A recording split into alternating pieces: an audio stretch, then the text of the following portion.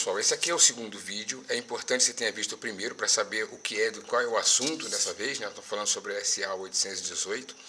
E aqui nós vamos começar a falar sobre a montagem. Vamos começar a fazer a montagem já, que é para você entender a facilidade que é isso, né?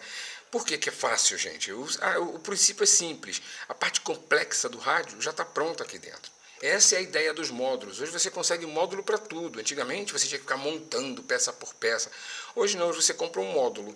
E esse módulo aqui já está montado. Lá dentro, se você abrir essa latinha, você vai encontrar uma série de componentes. Está vendo essa fotografia que você está vendo aí agora? Essa foto é exatamente ele por dentro. Olha quanto componente tem lá dentro. Então, é você preparar ele para a sua necessidade. E nós vamos agora fazer um exemplo de uso de um rádio. Tá? É um rádio, é um transceptor, serve para falar e para ouvir. E esse rádio ele é de um canal apenas, tá? Ou seja, ele aceita uma frequência. Você pode ter duas frequências assim com shift, né? Transmite em uma e recebe em outra. Você não pode mudar, não vai conseguir mudar de canal. Ir lá num teclado, não, ele vai ter uma frequência fixa nele para você operar. E você pode alterar essa frequência também, você vai aprender como. Porque a ideia aqui agora é você conhecer a pinagem, que cada pino desse aqui, tá vendo aqui? Eu vou mostrar nesse aqui que está mais claro. Deixa eu pegar aqui, ó. Onde eu soldei, tá vendo? Eu soldei os fiozinhos. Cada terminal desse, ó, tem uma função. Vocês vão aprender para que cada terminal desse observe, né? Qual a função deles para a gente fazer esse rádio agora neste rádio inicial. Em outros vídeos, mais ainda nesse tema, eu vou mostrar pino a pino para que serve, tá? Enfim, vamos fazer o seguinte. Comece examinando agora que nós vamos para o esquema de montagem para essa nossa primeira experiência, nosso radinho. Um detalhe importante, lá no site, no canal, na página de apoio, você vai ver uma página do SA818 já dizendo onde você compra aqui no Brasil, tá? E no exterior é simples, no exterior você vai procurar um eBay, só que tem a dificuldade que eu encontrei, por exemplo, essa placa aqui ela foi comprada no eBay, tá? Veio da China para cá e tudo mais. Foram quase 60 dias para chegar, e essa daqui, depois eu vou falar em particular sobre essa, eu fui taxado com essa placa. Tive que pagar R$15 adicional de postagem e foi tributado, entendeu? Eu paguei mais do que o preço dela, na verdade, comprando lá da China. Acabou a mais cara de todas foi essa aqui, comprada lá. Então vocês vão fazer o seguinte, dá uma olhada lá no site, que lá tem onde comprar aqui no Brasil, tá com preço fixo em real e chega na sua casa como é que chama aquela carta registrada. Isso aqui, como é pequenininho, ele vai dentro de uma carta registrada, entendeu? Que é uma tarifa baratíssima, mas que não chega nem a R$10 para chegar em qualquer parte do Brasil. Segue no vídeo que nós vamos ver agora como é que é a montagem básica, tá? Para a gente trabalhar.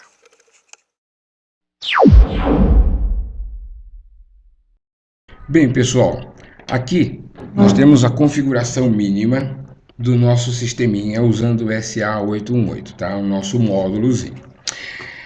Como vocês podem notar, são poucos componentes. Tem dois componentes aqui que são alternativos, tá? Eu coloquei na imagem só para você se orientar.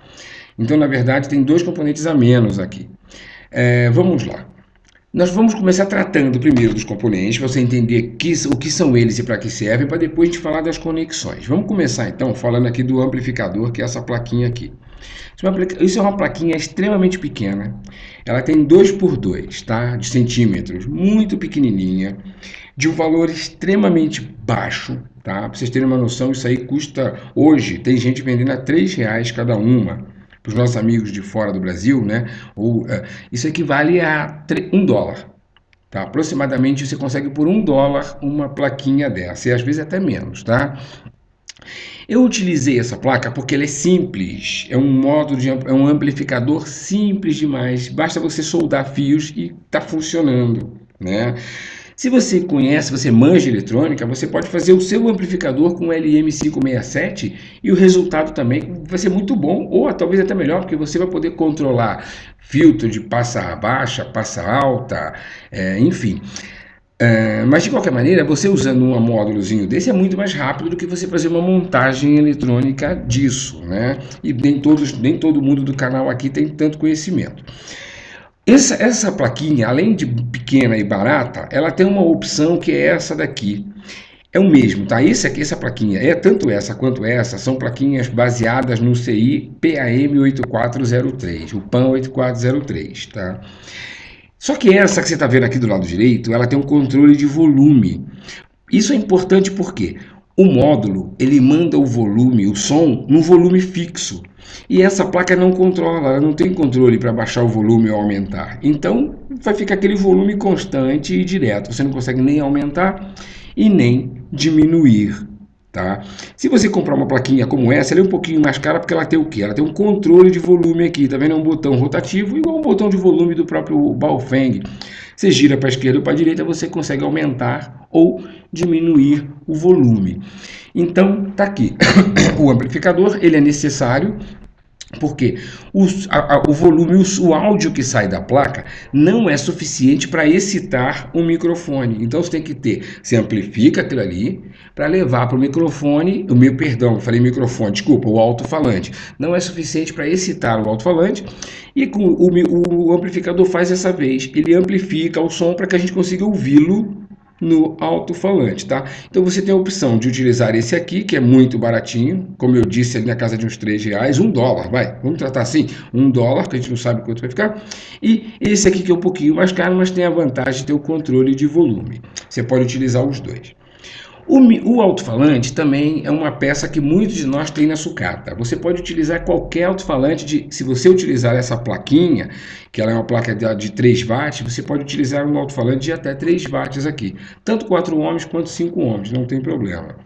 Eu utilizei um de meio watt, que é exatamente o que tem dentro de um radinho da Baofeng, que tem um volume suficiente para um rádio, né? Um rádio de mão. Você pode utilizar maior, não tem problema nenhum, tá? É um outro componente barato, você pode comprar novo, de um preço muito baixo. Aqui nós temos um push button. O push button o que é? É um botão de contato momentâneo. Precisa ser assim porque ele faz às vezes de PTT. Você apertou, o microfone fica pronto para receber o seu áudio. Você tirou a mão do botão, você está pronto para receber sinais, tá? Então você não pode ter um botão fixo que você apoia o dedo e ele fica, porque senão o teu PTT vai ficar continuamente ligado e você sabe que isso não convém. Muito bem, é um também que você pode utilizar até um botão de campainha se você quiser. O microfone você pode utilizar aqui direto um microfone de eletreto como eu como eu mostrei na imagem, tá? Esse é um componente polarizado, ele tem um lado positivo e negativo. E lá no site, eu vou descrever lá no uvr.com.br/apoio, né, na seção de apoio, eu estou colocando lá todos esses componentes com o nome deles para vocês poderem comprar, localizar, pesquisar preços e tudo mais, tá? E lá eu vou estar explicando a polarização do microfone. É um componente baixo, o valor muito baixinho também, uma coisa que é inferior a 30 centavos de dólar, é R$1, R$2, é uma coisa muito barata, tá bom? E existe uma opção a ele também. Se você não utilizar, eu vou passar para você a vantagem de 1 segundo. Por quê? Essa placa ela tem um pré-amplificador interno. Tá? Ele amplifica os sinais que vêm do microfone e converte ele em sinais que serão transmitidos pela antena. Só que esse pré-amplificador, ele é de um HT, ou seja, você precisa estar perto do microfone para falar. Porque ele é de baixa potência, esse pré-amplificador. O resultado disso é que você fica falando alto e perto para ser ouvido com qualidade, tá?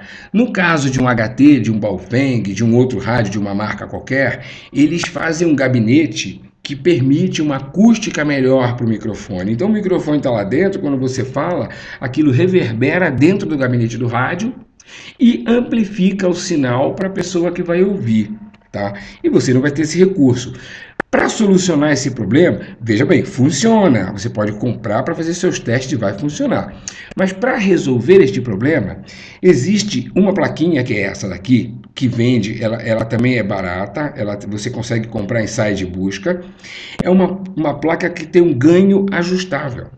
Na parte de baixo dela tem um trimpô que você, um tripote, né, como algumas pessoas falam, que você regula com uma chave Phillips. Você consegue aumentar o ganho ou diminuir o ganho do microfone.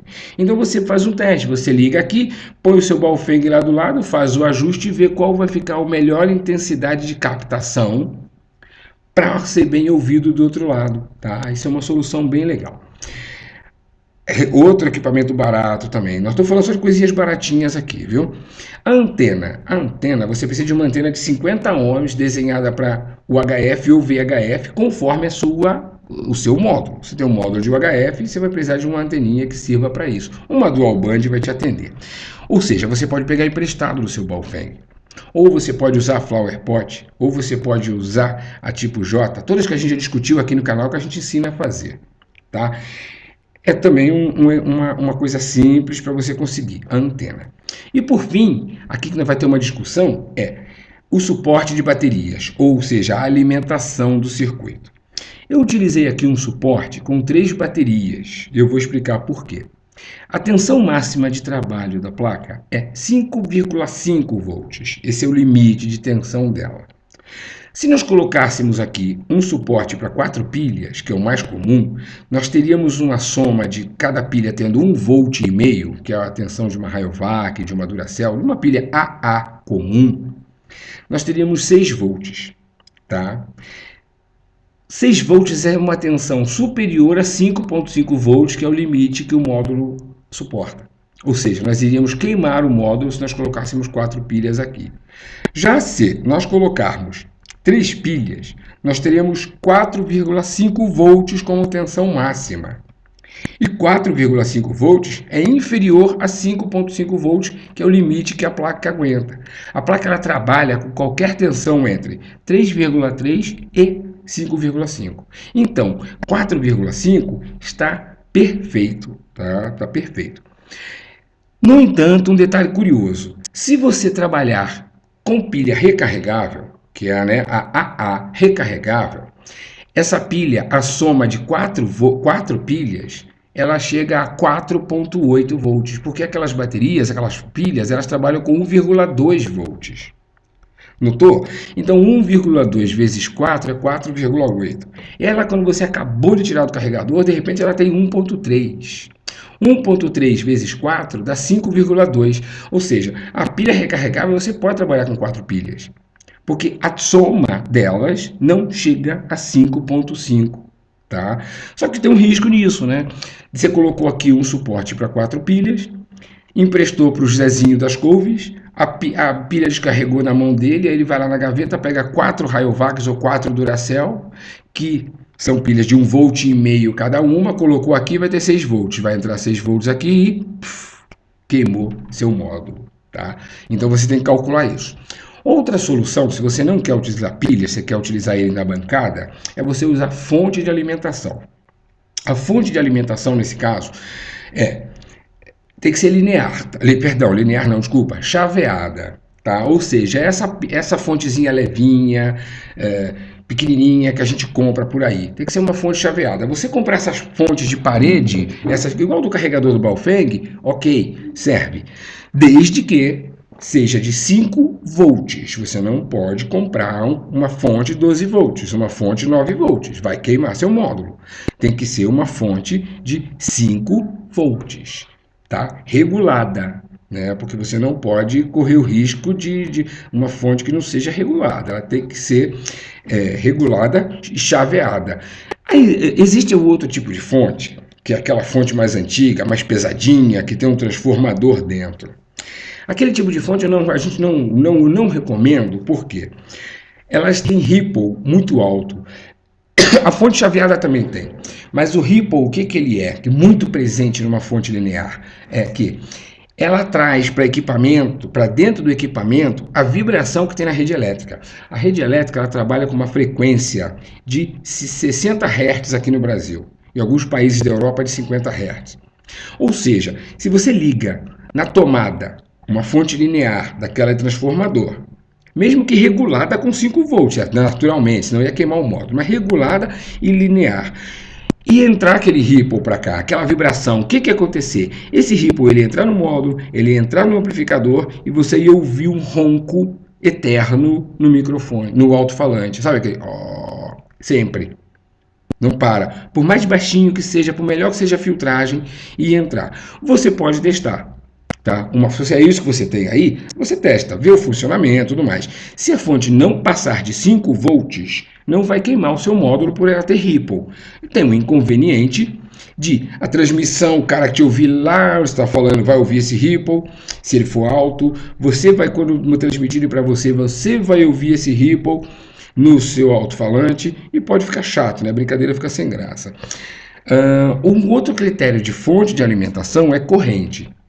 A corrente mínima para você poder fazer esse circuito funcionar de uma fonte de parede é 1 ampere. Tem que ser no mínimo 1 ampere, tá? Por quê? Isso aqui em alta transmissão ele chega a 750 miliamperes. Enquanto isso, o amplificador está ligado. Ele não vai estar em potência máxima porque enquanto você fala, o amplificador não reproduz áudio. Mas ele está ligado, né? Ou seja, você precisa ter, então, uma sobra de corrente, porque senão a fonte vai esquentar, vai saturar. Você tem que ter corrente sobrando, né? Então, se você conseguir, tem que ser de 1 ampere ou mais. Não importa, pode ser de 50 amperes, não tem problema. Tá? Quanto maior, menos esforço vai ter a fonte. Então, não tem problema nenhum. O que não pode é tensão, volts. Tem que ser no máximo 5 volts. A corrente não, tem que ser superior a 1 ampere. Tá bom? Esses são os componentes e a característica de cada um deles. Agora vamos falar sobre a fiação aqui, como é que você vai fazer essas conexões. Vamos começar pela mais complicada de todas, que é o negativo, que é o que está marcado em preto aqui no circuito. Por padrão, se você não manja de eletrônica, por padrão, todo equipamento eletrônico, todo componente eletrônico polarizado, ele vem com sinais de qual lado é o positivo e qual lado é o negativo. E a mesma coisa é com o suporte de baterias. Tá? O suporte de baterias, quando você comprou, ou se você comprou um novo, ele vai sair com 2 fios, um preto e um vermelho. Ele vai chegar assim para você. Você vai colocar as pilhas ali dentro e vai saber que do fio vermelho vai sair a parte negativa. E do preto, do vermelho o positivo. Por favor, um erro desse eu não posso passar para vocês. Do vermelho sai o positivo e do preto o negativo. Então, vamos analisar aqui o negativo, é o que sai do fio preto do suporte de baterias ou da fonte. Se você vai trabalhar com fonte, você tem que saber identificar a polaridade, qual lado é positivo ou negativo, usando um multímetro ou um instrumento que você quiser, tá? Então vamos lá. O negativo, o primeiro passo dele é a alimentação negativa do módulo. É o pino 10 ou pino 9. Eu utilizo o pino 10 aqui nas minhas experiências, porque ele fica longe do pino 8, que é o positivo. Então a chance de eu fechar curto, ela é menor. Ele vai soldar um aqui, que é longe do pino 8. Então, o pino 10, eu tenho o negativo, tá? Um detalhe sobre as soldas que você fizer no módulo. Não deixe essas soldas irem para o revestimento metálico da parte de cima, tá? Aquele revestimento metálico, ele é todo negativo. Se aqui do pino 10 cair um pinguinho de solda lá, não tem problema. Mas se do pino 8 cair um pinguinho de solda lá, você vai fechar um curto, tá? Você vai ter problema. Então, faça essa solda com delicadeza. Do pino 10, perdão, não, é o negativo, perdão, por favor, é o negativo, e nós temos um outro lado que vai para o negativo, que é o negativo da antena. O negativo da antena, no fio, é a malha do fio, tá? No conector, se você abrir aí o seu radinho Baofeng, você tira a antena e olha ali onde fica encaixada a antena, você vai ver que tem um fiozinho solto em pé no meio e ao redor dele tem a rosca. Aquela parte da rosca é negativo, tá? E o fiozinho lá dentro é a parte, vamos chamar de positiva, é a parte de sinal da antena. Então, a parte negativa, que é a malha do fio, você vai ligar no negativo, tá aqui. O microfone de letreto ou módulo, se você usar um dos dois, os dois têm marcados o negativo. O negativo do microfone eu não vou conseguir mostrar aqui. Lá no site eu vou estar descrevendo todos esses componentes e eu vou estar exibindo também para você identificar qual que é o positivo e qual que é o negativo, tá? Você também tem que respeitar a polaridade do microfone. Se você utilizar o módulo é mais fácil, porque vai estar escrito nele GND. G de gato, N de navio, D de dado, que significa ground ou terra. tá? Que vai estar escrito GND nele. Muito bem. O outro negativo é aqui na plaquinha amplificadora, no PAM8403. De cara, você vai olhar que ele tem um sinalzinho de menos, tá? Ele tem um sinalzinho de menos aqui, você liga o negativo nele. E aqui, olha, é a entrada de áudio. Todo sinal de áudio, ele tem um lado de aterrado, que é o terra, ou negativo, e os sinais de áudio propriamente ditos. No meio, tá? Você vai ver aqui, ó, ele tem um símbolozinho que parece um T invertido, esse é o sinal de terra, você vai ligar ele aqui no meio. E o outro lado do negativo vem no push button, que é o lado do PTT. Qual é a ideia aqui? Quando eu apertar o botão, eu vou mandar um sinal negativo para o 5, e o sinal negativo no 5 significa que eu devo transmitir. Estou em transmissão e ele habilita a escuta no microfone. Tá? Então negativo, nós já varremos todo ele, é isso aqui. O positivo ele é bem mais simples, tá? Ele vai sair da bateria, ele vai para o pino 8 do módulo, solde com cuidado, novamente no pino 6 do módulo. O pino 6, ele faz o quê?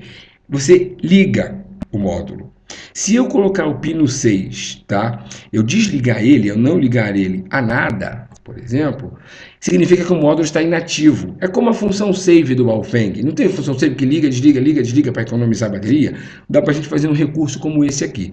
No nosso caso, que é uma ligação básica, a gente vai ligar o 6 no positivo, para o módulo ficar sempre ligado.